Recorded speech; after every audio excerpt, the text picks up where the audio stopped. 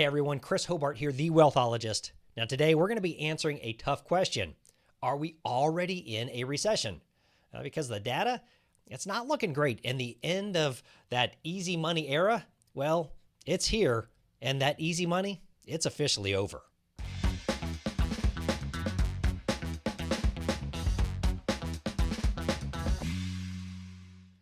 All right, let's cut through the noise for a while. We've been calling for a recession for over a year now, not because we're doom and gloom people, but because, well, the writing's been on the wall. And right now, it feels like that writing is really flashing neon.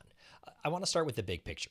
A GDP growth for Q1. Now, just as a reminder, GDP is gross domestic product. That's what our country produces, and this is in quarter one. We're projecting really a measly 0.3%. Now, for those of you not good at math, that's barely above zero. Now, here's why. The economy has been riding a sugar high ever since COVID. We've talked about this time and time again. Massive stimulus, record deficits, ultra easy money. It's kind of like the financial version of energy drinks and pizza rolls, right? But now the buzz, it's just wearing off. Deficits, well, they're tightening. Money's not cheap anymore. And just when we need stability, we get tariff chaos instead. In Q1, consumers and businesses, well, they were front-running tariffs. They were stockpiling goods before prices shot up. Now, good news. That gives that economy that temporary boost. But it's kind of like cramming before a test. It might help today, but it doesn't mean you're passing the next semester. Now, here's the kicker. Businesses that want to adjust to new tariffs by shifting production to the U.S., it sounds good, but they're actually holding back because no one knows how long these tariffs are going to last. It's like trying to build a house on a trampoline, but until things stabilize, major investment, it's just not going to happen.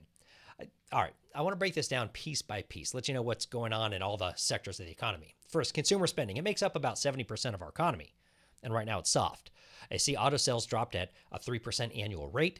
We've got retail sales, which exclude autos, also fell. Services spending barely budged, which gives us a weak 0.7% increase in overall real consumer spending.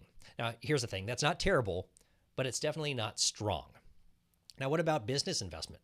Well, surprisingly, that's the bright spot. We saw a 3.6% growth rate here. Now, it was mainly in equipment sales. So businesses want to grow, but they're also being cautious right now. Now, what about home building? It's flatlined. Supply issues are pushing for construction, but high mortgage rates are holding it back. The result is that we've got zero net effect on GDP. Now, government spending. We know that government loves to spend, but guess what? It's obviously slowing down. Between new cuts tied to DOGE and other policies that are trimming back federal outlays, government purchases rose only 1.2%, which quite frankly is modest at best. Now, what about trade? I got to tell you, this is where it kind of gets messy, right? The trade deficit ballooned in Q1, partly because of gold imports that won't count towards GDP. Still, net exports are dragging GDP down by about 0.9 percentage points. And inventories? Well, not really any change there. Companies aren't stockpiling like they were post-COVID. We've got flat inventories, which means we've got flat impact. Now, if we put all of this together, what do we get? Well, 0.3% annual real GDP growth. Just enough to technically say, hey, we're not in a recession. But we're about reality, right? This is recession territory. Now, there's a wild card, though.